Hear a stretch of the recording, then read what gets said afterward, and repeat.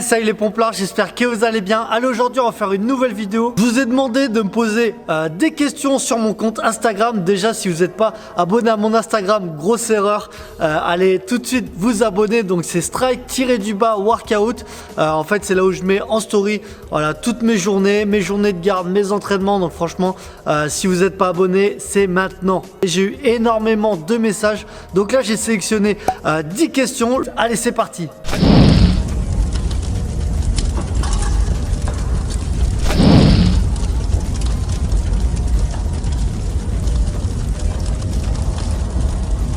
Et tous mes bénéfices, je reverse tout aux orphelins des sapeurs-pompiers. Donc c'est à l'ordre des pupilles. Donc en plus d'avoir les 10% de réduction, vous faites une bonne action. Et n'hésitez pas à mettre tout de suite un petit j'aime en bas de la vidéo, de vous abonner à ma chaîne YouTube. Ça c'est important pour voir toutes les vidéos. Et j'espère que vous allez kiffer. Allez, on va commencer tout de suite par la première question. Donc, quelle est l'intervention qui t'a le plus marqué? Donc là, direct, on attaque en mode pompier. Comme vous savez, chez les pompiers, on fait du feu, du secours active, des opérations diverses. Voilà, on peut faire vraiment plein de choses, des inondations. Après, c'est quelque chose qui est différent sur chaque personne. Par exemple, il y en a ce qui vont les choquer, c'est des interventions avec les enfants. Il y en a, ça va être des feux. Moi, l'intervention qui m'a vraiment marqué, c'est l'intervention de Charlie Hebdo. Voilà, c'était sur le secteur de Parmentier, donc je suis intervenu directement. Et en fait, tout simplement, pourquoi ça m'a marqué? Parce que c'était vraiment la première intervention qui se passait en France d'un attentat en fait à l'arme à feu. Donc voilà, franchement, on n'était pas formé, on n'était pas habitué. Donc franchement, pour tout vous dire, quand je suis arrivé là-dessus, pendant 2-3 secondes, voilà, j'étais putain, mais c'est quoi ce truc de ouf? J'étais un peu bloqué. Et après, franchement, au bout de 2-3 secondes, voilà, c'est parti. Il y a notre instinct de pompier qui prend le dessus. Et voilà, là, c'est de la médecine de guerre. On n'est vraiment pas habitué à travailler comme ça quand il y a vraiment beaucoup de victimes. On fait le taf, on est pomplard, on se donne à bloc. Et on pense pas à tout ça, on pense pas aussi. Enfin voilà, moi j'y ai pensé après. Je me dis putain, si les terroristes seraient revenus, qui nous auraient canardé, tout ça, voilà, on pense pas à ça. On fait voilà notre taf à bloc et puis voilà. Donc voilà, c'est l'intervention qui m'a le plus marqué, on va dire. Même si voilà, il y en a eu énormément entre des feux, des accidents, des choses un peu plus drôles.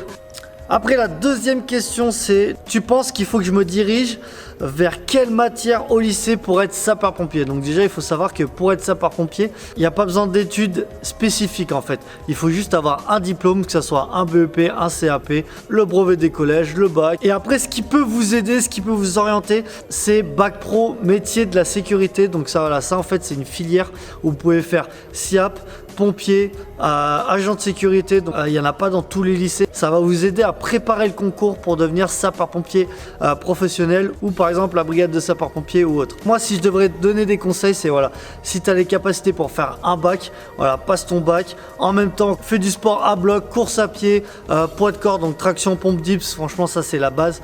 Tu fais ça et puis voilà, après, si tu n'as pas les capacités pour passer un bac, fais un BEP. Essaye de trouver une branche qui t'attire un petit peu et toujours derrière faire du sport. Ça sera bien plus facile pour avoir le concours de sapeur-pompier professionnel ou de rentrer aux pompiers de Paris, aux marins-pompiers de Marseille. Alors la troisième question, ça t'intéresserait pas de faire Ninja Warrior? Je te verrais bien là-dedans.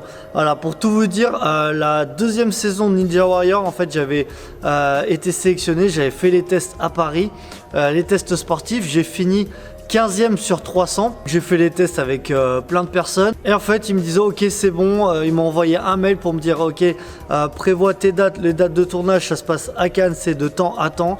Donc moi je commence à le dire à tout le monde, putain les gars, je vais faire Ninja Warrior. Une semaine avant les dates, je me dis putain, j'ai pas de courrier, c'est bizarre.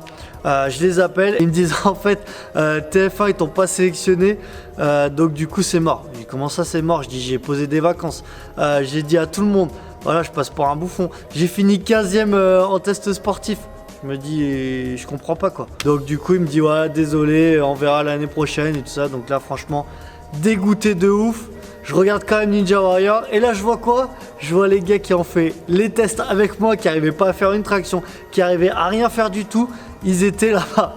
Je dis franchement, c'est là où je me suis dit les gars, j'arrête de regarder Ninja Warrior. Franchement c'est de la grosse merde.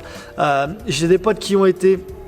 Ils ont dit franchement c'était nul. Le gars il a été jusqu'en finale. Ils l'ont passé que 10 secondes dans l'émission, dans toute l'émission. Donc franchement voilà pourquoi je regarde plus Ninja Warrior, parce que voilà, c'est pour faire de l'audience. Ils prennent que 10% de personnes qui peuvent gagner tout. Et le reste c'est vraiment pour faire les guignols. Donc voilà, moi franchement ça m'intéresse pas du tout Donc voilà pourquoi je me suis pas représenté pour faire Ninja Warrior.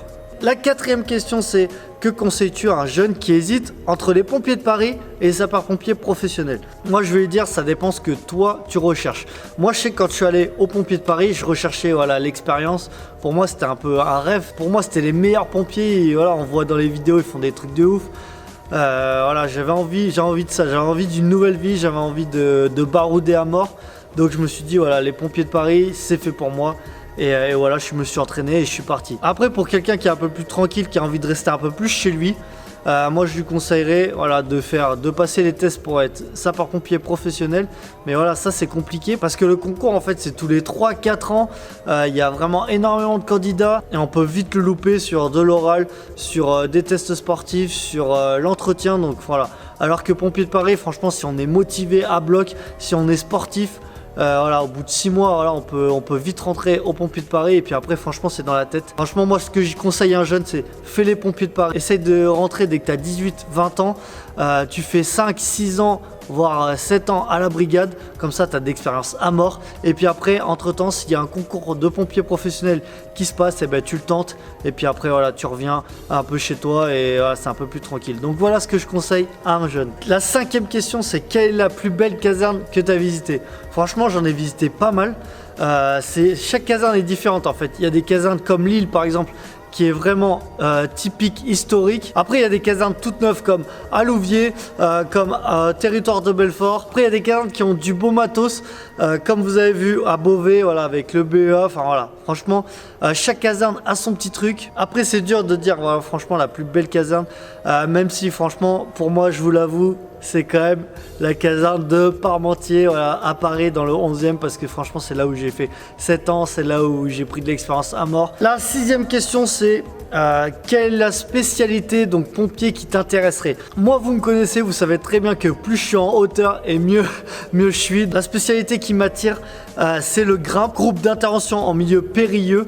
Voilà, pour vous expliquer, si vous n'êtes pas pompier, c'est ceux qui vont par exemple monter à la Tour Eiffel, ceux qui vont secourir des personnes en haut des éoliennes, voilà, tout ce qui est en hauteur.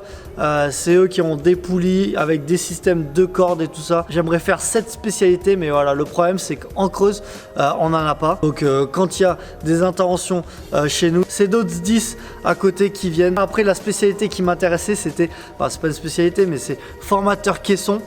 Voilà, franchement, ça fait 1 an et demi que je le suis et voilà, je kiffe à mort. Pour ceux qui connaissent pas, c'est voilà, ceux qui forment les pompiers en incendie. En fait, dans un grand conteneur qui fait à peu près 15 mètres de long, on met des palettes, on fait brûler pour que les stagiaires rentrent, fassent une lecture du feu, une ouverture de porte adaptée, qu'ils fassent les bonnes choses à excellence. Comme ça, sur feu, il est bien formé et il n'y a pas d'accident. La 7e question, c'est pas sur les pompiers, c'est sur du sport. Donc tu as un plan d'entraînement particulier ou tu vas au kiff? En fait, voilà, moi, j'ai pas un calepin, j'ai pas vraiment un programme d'entraînement particulier que je suis. Non, franchement, moi, je le fais à l'instinct. Ouais, j'essaye de faire une séance de musculation par semaine. Je fais à peu près 3 séances de poids de corps avec des pompes, des cordes, des tractions, des dips, parce que pour moi je trouve que c'est la base. J'essaye aussi de faire une séance de natation par semaine et 2 voire 3 séances de course à pied, toujours en fractionné, parce que je trouve que voilà, c'est vraiment intensif, ça me saoule de faire du long. Pourquoi je fais tout ça? Parce que pour moi ce qui est important, c'est d'être fonctionnel, c'est d'être complet. Ça sert à rien d'avoir des gros bras mais de pas savoir courir, ça sert à rien de savoir courir à bloc mais de pas monter une traction, parce que forcément pour l'échelle accrochée on va avoir du mal. Le plus important, c'est vraiment de pas se blesser, donc vraiment prendre du repos entre chaque séance. J'essaye de me faire aussi une séance de sauna par semaine. Voilà, ça c'est vraiment relax, tranquille. J'ai une autre question, c'est franchement elle est pas mal celle-là. Si tu devrais être pompier dans un autre pays, ça serait où? Voilà, ça c'est une question bien. Franchement, alors là, ça serait aux États-Unis. Pourquoi? Déjà parce que les pompiers, ils font pas de secours à victimes. Voilà, eux, ils font des accidents de la route, des feux. Donc voilà, vous savez très bien que moi, le secours à victime, voilà, c'est pas trop pour moi. Voilà, si je peux vraiment faire que des feux ou le reste, ben voilà, ça sera ça. Donc voilà, ça sera aux États-Unis. Ils ont des camtars de ouf. Après, ce qui me dérange un peu aux États-Unis, enfin, ce que je vois, après, j'ai pas assez de recul, j'ai l'impression qu'eux rentrent pas dans le feu, ils crachent de l'extérieur.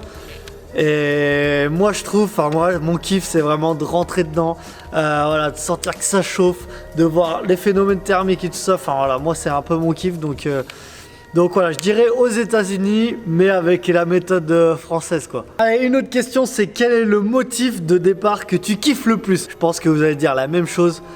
Pour moi, les meilleurs feux, c'est pas les feux d'entrepôt de ouf, c'est pas des feux de grange. Pour moi, c'est vraiment des feux de cage d'escalier ou d'appartement. Donc voilà, quand on arrive, on voit voilà, une fenêtre d'allumée, c'est-à-dire une fenêtre avec des flammes qui sortent. Voilà, des gens qui sont aux fenêtres, c'est là où on voit les gars qui envoient la cam. On sait qu'on va faire des sauvetages, donc on va sauver des gens. On sait qu'il y a un feu qui chauffe bien, donc voilà, on va vraiment se faire plaisir. Franchement, moi, mon motif de départ, c'est feu d'appartement au 3e, propagation au 4, 5, 6. Donc c'est-à-dire que les flammes commencent à monter au 4e étage, au 5. Il faut sortir les braquages, il faut sortir le cardio. Et là, surtout dans une vie, il n'y en a pas 50 des feux comme ça, donc voilà, il faut tout donner. La dernière question, c'est t'as pas de problème avec ta caserne par rapport à ta chaîne YouTube? En fait, au début, c'était un peu compliqué. En fait, j'ai été voir le directeur et le directeur, voilà, je lui ai expliqué ce que je faisais et il m'a dit ok, ça marche, il n'y a pas de souci. Maintenant, ça se passe bien. Il y a toujours voilà 2-3 gars jaloux, mais bon, ça, les gars, on changera pas. Les gars qui parlent, les gars qui sont jaloux, c'est les gars qui font jamais rien. Donc voilà, franchement, c'est facile de critiquer quand on fait rien. Donc voilà, moi, je m'en fous, je fais mon truc. Je suis invité partout en France, à l'étranger. Je kiffe à bloc, je les laisse parler. Je m'en fous, je fais mon petit truc. Et puis voilà, franchement, si j'avais un conseil à vous donner, c'est écoutez pas ce que les gens disent. Si vous êtes à bloc dans votre projet, si vous êtes motivé, voilà, faites. Il y aura toujours des gens qui critiquent. Écoutez juste vos potes vraiment proches et puis voilà, foncez quoi. Allez, ça y est, j'ai fini la petite vidéo. J'espère que ça vous a aiguillé un peu sur moi, que ça a répondu à vos questions. Et si vous voulez poser d'autres questions, n'hésitez pas à m'ajouter sur Instagram. Donc c'est strike-workout. Voilà, je réponds à tout le monde, donc n'hésitez pas. En tout cas, j'espère que cette vidéo vous a plu. N'hésitez pas à mettre un petit j'aime en bas de la vidéo. Et on n'oublie pas, si t'es pas mort, envoie plus fort.